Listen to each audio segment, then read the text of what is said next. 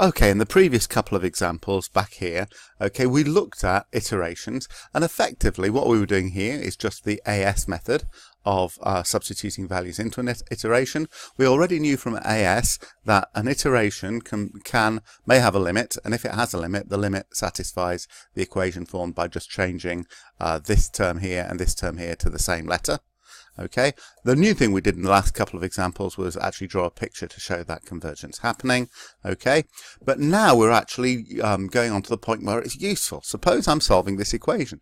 This is a cubic equation. Okay, you may have a calculator that can solve this in, but if I change that to an x to the power 4 or an x to the power 5, even your calculator can't do that. So it's very easy to have equations that we haven't got a standard method for.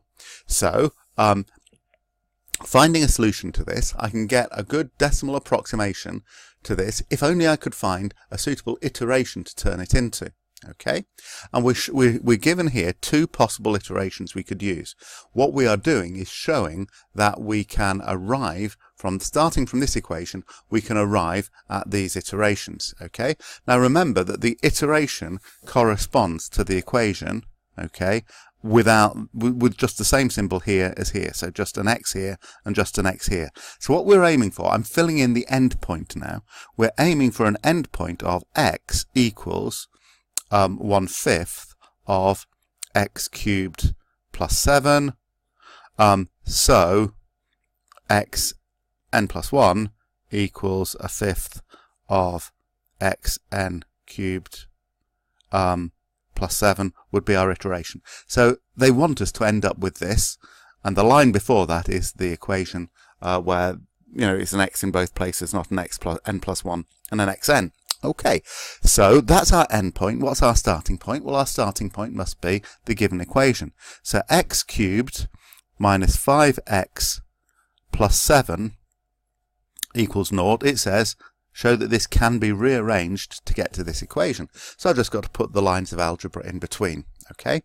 Now a tip here is that normally this is more complicated than this, and there are there's only one sensible direction to go with this, where there are lots of directions I could go with this. In fact, we already know that this can turn into that, but it can also turn into that. So just staring at this may not help me find the right direction to go, but working backwards from this answer can. Okay, and I can actually do that with the steps appearing in the right order of the page just by writing this a few lines down and working backwards. So how would I rearrange this? Well, this 1/5 I think I want to get rid of, so I'm going to multiply by 5. So 5x is going to equal x cubed plus 7. Do I need to put any more lines in? I'm not sure I do, because if I subtract the 5x from both sides, I get 0 equals x cubed plus 7 minus 5x, which is obviously exactly the same equation as I started with. So that second line probably isn't strictly necessary. Okay, so this, now if you read it forward, starts in the right place, okay, and ends in the right place. So you do want your solution to appear starting with this equation and finishing with the target iteration, even if you've in fact done your thinking in the reverse direction. Okay, all of these steps are algebraically reversible, so this is a legitimate way of going about it. So for the second one, once again, my starting point is going to be the x cubed minus 5x plus 7 equals 0. You know what? Pause the video. You do this one. Okay? All right? I'm going to show you the answer in just a second, but pause it, you do it, and then compare with my answer. Okay, you're back now, are you? Okay, right. So we're going to end up with xn plus 1 equals the cube root of 5xn minus 7, and the equation before that is x equals the cube root of 5x minus 7. But of course, if I carry on working upwards to get rid of the cube root, I'll get x cubed equals 5x minus 7. And if I now compare with the line above, yes, I can get to the top, from the top line to this, just by adding 5x and subtracting 7 from both sides. So this is a convincing argument. Okay, hope you did that yourself. It'll have made you see how easy these can be. Okay, so this trick of working backwards is a good one to do.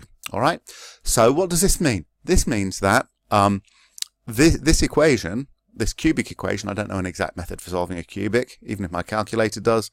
Okay, this cubic, I can get approximate answers to this cubic from these iterations. At least I can if the iterations converge. Okay, let's actually experimentally see if they do.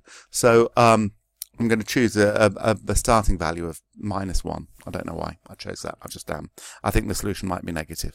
So -1 is going to be my starting value. So for the first iteration, I need to do a fifth of brackets the previous answer cubed plus 7. So if you can read this, I need to have 0.2, that's a fifth. Whoops, 0.2 brackets answer cubed. And then was it plus 7 or -7? It was plus 7. Okay, plus 7, close brackets. Get me some answers. 4.39, 18.3, 100,024. This is not converging. It's getting bigger and bigger numbers, and the calculator's going to not like it. Yes, it says math error, and the numbers were too big. So this one appears not to converge. Let's just try the other one. Let's try -1 as our starting value again. -1. Oh no, clear. -1. Okay. So, okay, the calculator's got -1 stored. And now let's recycle that into a cube root. So I want a cube flavoured root. Yeah, and I want of 5 times the previous answer -7. Press equals, and it gives me -2.289. Oh, this looks more hopeful. Yes, okay, I can see from my calculator the values are getting closer and closer together. Okay, so that second iteration seemed to be the one that would help me find a root, and it seems to me that there's a root of this cubic equation, okay, that is close to this value. Okay, now you may be profoundly unimpressed because you may know your calculator's got solving cubics built into it.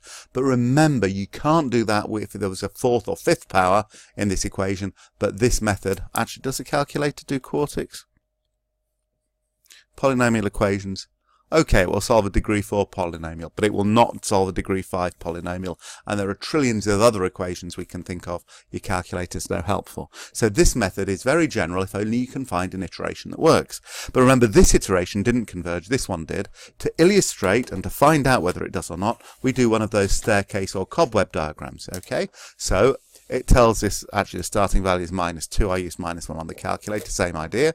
So starting from -2, which is here, what do? Well, we go, oh, that's charming. We go vertically to the iteration curve, okay? I say that's charming because this, the way it's drawn, okay, this appears to be almost exactly on -2, all right? I think it is just below. So going vertically to the curve just takes me down this bit here. Horizontally to the line takes me across like this. So my arrow goes like this. Then vertically back to the curve. So it looks like it's going to be a staircase type. Takes me to there. So that's going to be, that value there is my x2. This was my x1 here. Okay. Horizontally to the line. Vertically to the curve. Horizontally to the line. Vertically to the curve. Okay.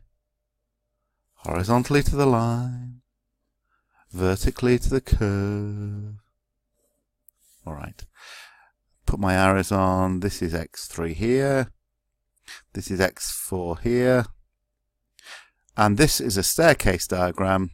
But unlike the previous staircase diagram we saw, this shows that it is not converging. The point we're trying to find is this one down here. That's where the two graphs agree. That's where the equation's solved. This entire iteration has just taken us further and further away from that point, so it doesn't work, which is what we saw when we tried putting numbers into that. Remember, the numbers got bigger and bigger and eventually broke the calculator. All right. So this one here, we're expecting to see something different. We're expecting something, some convergence going on. So my x1 is again -2. So I'm going to go vertically to the curve. Okay, horizontally to the line. Okay, so my x2, oh, didn't, that's better. My x2 is this value here. Vertically to the curve. Oh, okay, that's a very short line. Horizontally to the line. And now I can't see what's going on. So I mean, it's a bit of a rubbish diagram. Okay, so what they're doing in the exam is they'd tell you to start further away so you could see this happening. Okay, all right, but you get the idea that this is actually going to be a staircase that comes in and converges. So we've seen some fairly convincing examples of, you know, what a cobweb or staircase diagram would look like. You get the cobweb one when the iteration line, the one I've been calling the curve, okay, is sloping down. Then it has to spiral around to get to the root.